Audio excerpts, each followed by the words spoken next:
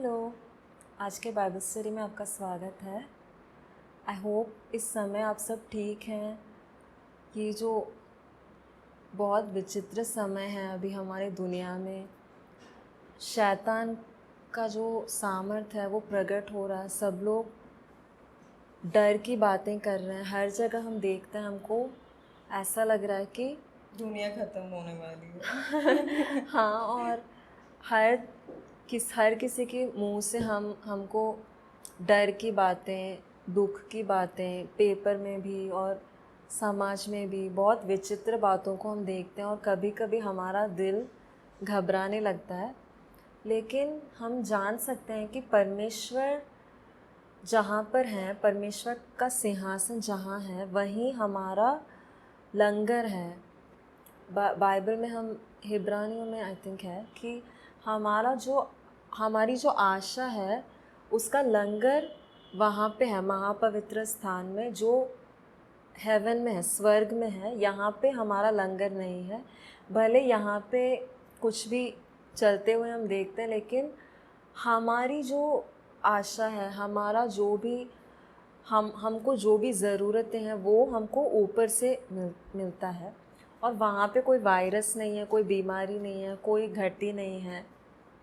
तो हमको महापवित्र स्थान, जहाँ यीशु मसीह हमारे लिए पिता से प्रार्थना कर रहे हैं और पिता ने हमको सब कुछ दिया है वहाँ पे स्वर्गीय स्थानों में, तो वहाँ हम नज़र लगाए रखें और इस समय में हम ज़्यादातर प्रभु के साथ समय बिताएं। अगर हम प्रभु के साथ समय नहीं बिताएंगे तो हम डिप्रेस हो जाएंगे। जैसे दूसरे लोग आशा रहित रहते हैं, वैसे ही हम भी हो जाएंगे, भले हम मसीह हैं, अगर हम प्रभु के साथ समय नहीं बिताएंगे। तो आज हम इन सब कुछ बातों के बारे में बात करेंगे। हम जेनेसिस में जो स्टडी करते हुए आ रहे थे, तो आज उसको हम कंटिन्यू करेंगे। हम पढ़ते हैं जेनेसिस 2:1-3। यूं आकाश और पृथ्वी और उनकी सारी सेना का बनाना समाप्त हो गया और परमेश्वर ने अपना काम जिसे वह करता था 7वें दिन समाप्त किया और उसने अपने किए हुए सारे काम से 7वें दिन विश्राम किया। और परमेश्वर ने 7वें दिन को आशीष दी और पवित्र ठहराया, क्योंकि उसमें उसने सृष्टि की रचना के अपने सारे काम से विश्राम लिया। तो यहाँ पे 7वें दिन को एक इम्पोर्टेंस दिया गया है, सेवन्थ डे। बाइबल में हम देखते हैं जो 7 है वो एक नंबर ऑफ परफेक्शन है, एक संपूर्णता का एक नंबर है। फुलफिलमेंट मतलब सारी चीज़ें पूरी हो गई, उसका एक नंबर है 7। कई बार हम बाइबल में 7 इस नंबर को देखते हैं। तो यहाँ पे लिखा है कि परमेश्वर ने अपने सारे कामों से विश्राम लिया उस दिन, और उस दिन को परमेश्वर ने आशीष किया और पवित्र ठहराया। अभी हमारे लिए शायद ये समझना मुश्किल है कि परमेश्वर को क्यों विश्राम की ज़रूरत पड़ी। तो आज हम इसी के बारे में बात करेंगे कि परमेश्वर का एक विश्राम है जो परमेश्वर देते हैं हमको, और हमको परमेश्वर उसमें प्रवेश करने के लिए वेलकम करते हैं कि तुम भी इस विश्राम में प्रवेश हो जाओ। और हम आज ये देखेंगे कि हम उस विश्राम में कैसे प्रवेश कर सकते हैं, कौन कौन उस विश्राम में नहीं प्रवेश कर पाया, और ये कैसा विश्राम है जो परमेश्वर का विश्राम। तो ये हम आज देखेंगे इन सब बातों को। तो अभी जैसा हमने देखा, परमेश्वर ने आराम मतलब विश्राम किया, और इस बात को बताते हैं निर्गमन में। परमेश्वर जब मूसा को सैबत डे को हिंदी बाइबल में लिखा है विश्राम दिन। तो परमेश्वर मूसा को देते हैं एक विश्राम का दिन इज़राइलियों के लिए। जब वो मरुभूमि में थे तो परमेश्वर ने उनको एक ये नियम दिया कि ये नियम तुमको पालन करना है। वो हम पढ़ लेते हैं, एक्सोडस 31:13-17।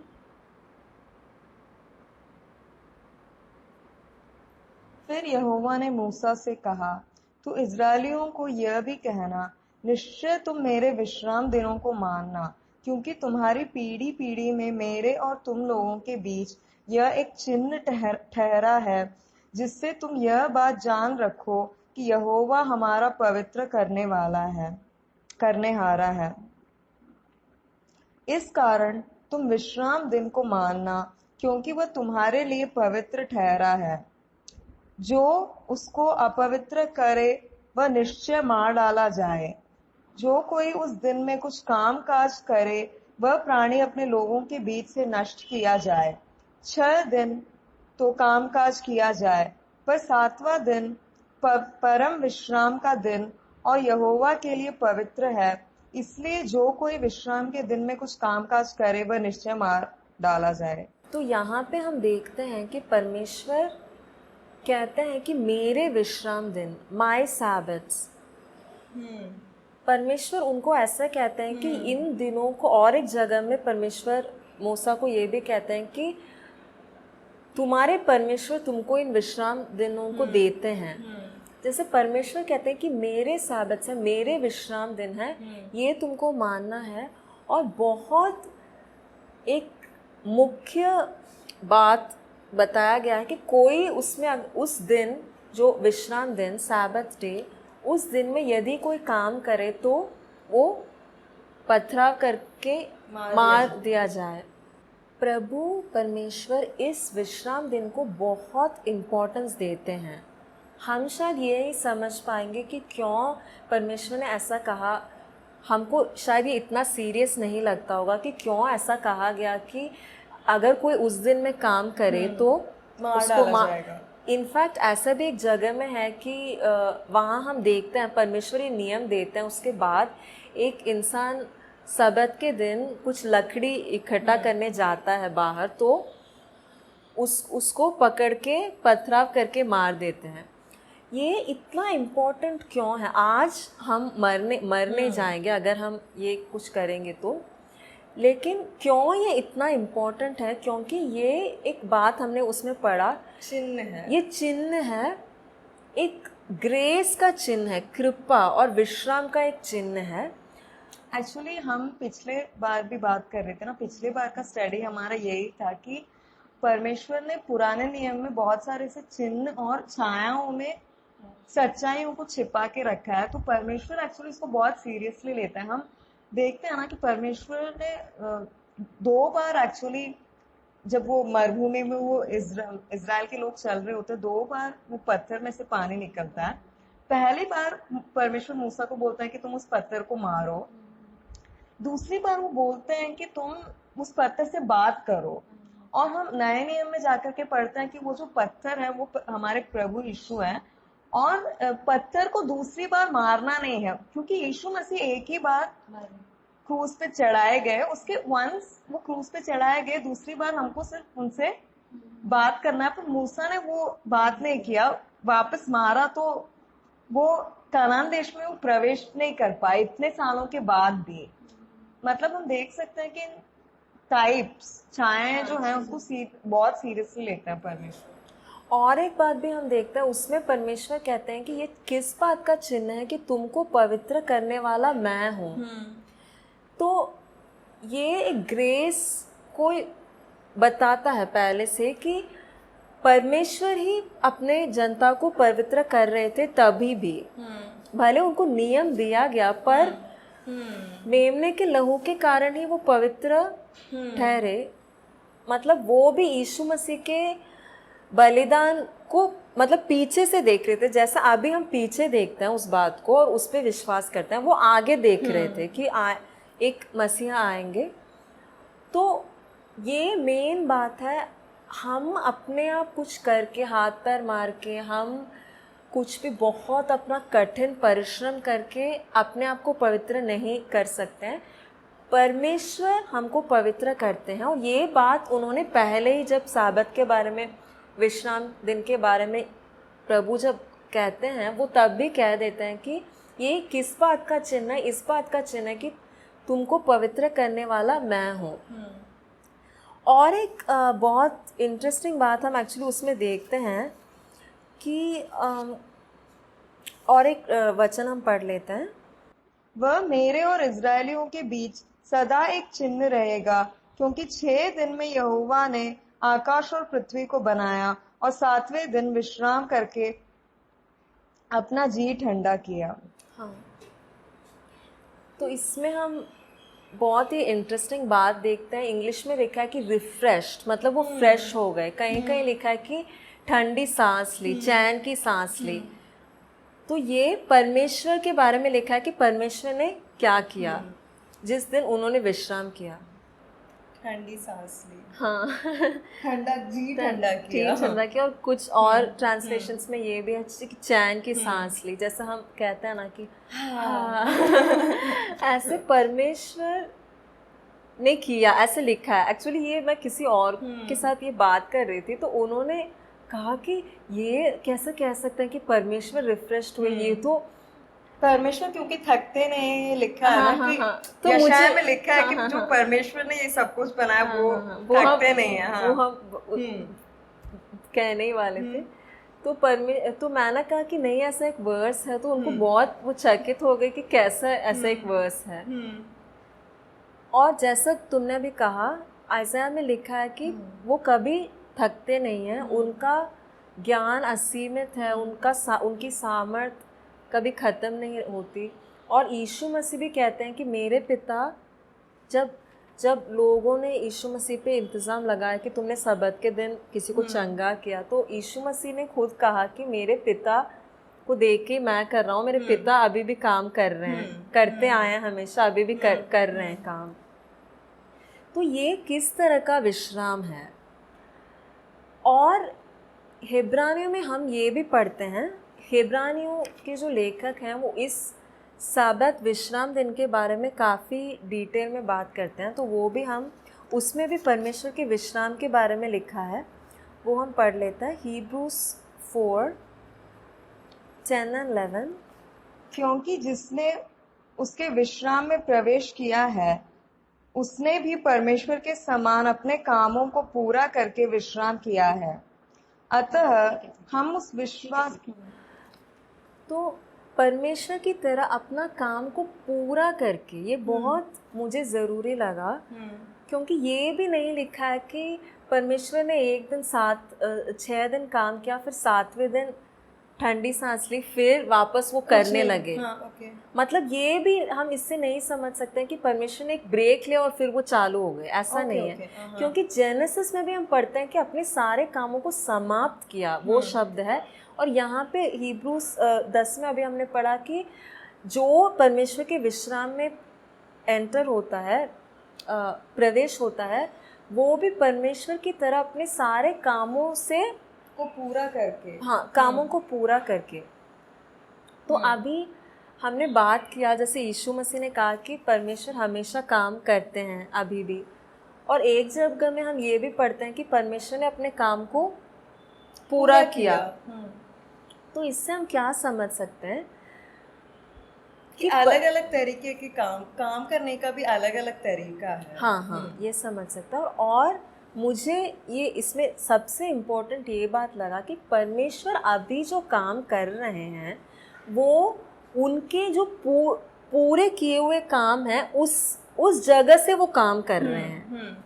जैसे परमेश्वर जो भी कुछ कर रहे हैं अभी, वो एक पूर्णता और फुलफिलमेंट, एक जैसे 7 हमने नंबर देखा, वो पूरा एक संपूर्णता की जगह से वो काम कर रहे हैं।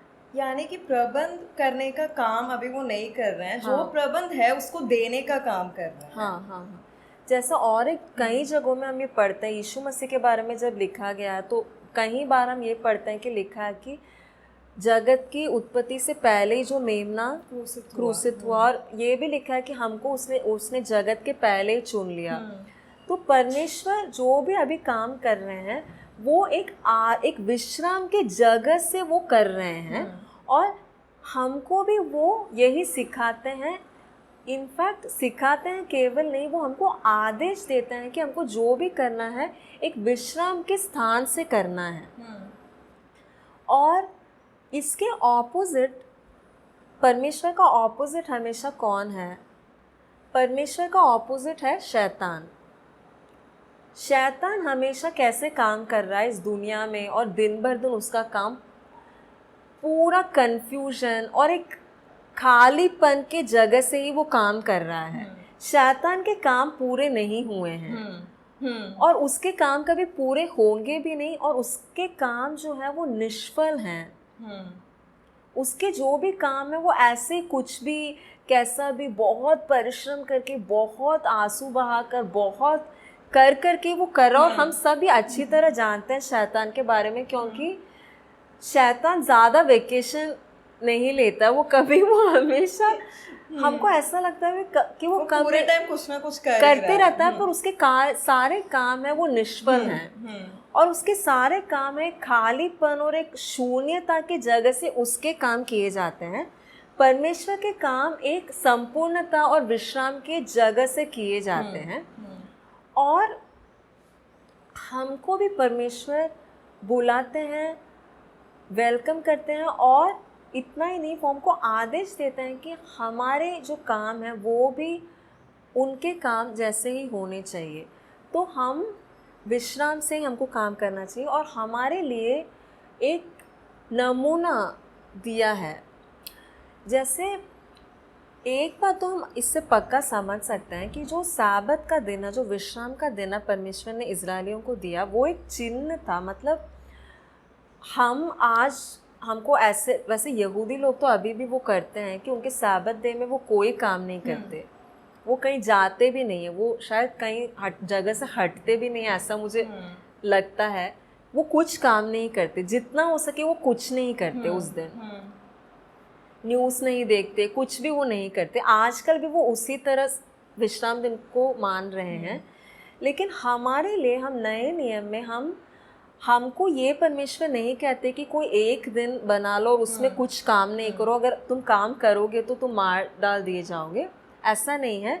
लेकिन हमारे लिए भी वो चेतावनी देता है कि तुमको इस विश्राम में प्रवेश करना है। और कुछ एग्जाम्पल्स हमारे सामने देते हैं, कुछ लोगों के एग्जाम्पल्स जिन्होंने इस विश्राम में प्रवेश नहीं किया।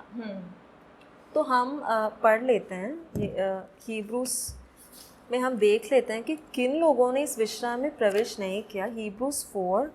तो अभी हिब्रानियों में वो बातें कर रहे हैं उन मरुभूमि में जो जा रहे थे उन इजरायलियों की, और वो कहते हैं कि उन लोगों ने इस विश्राम में प्रवेश नहीं किया। तो हम शायद पढ़ लेते हैं हीब्रूस 3:18, 19 and 4:1। और उसने किनसे शपथ खाई कि तुम मेरे विश्राम में प्रवेश करने ना पाओगे? क्या केवल उनसे नहीं जिन्होंने आज्ञा न मानी? अतः हम देखते हैं कि वे अविश्वास के कारण प्रवेश न कर सके।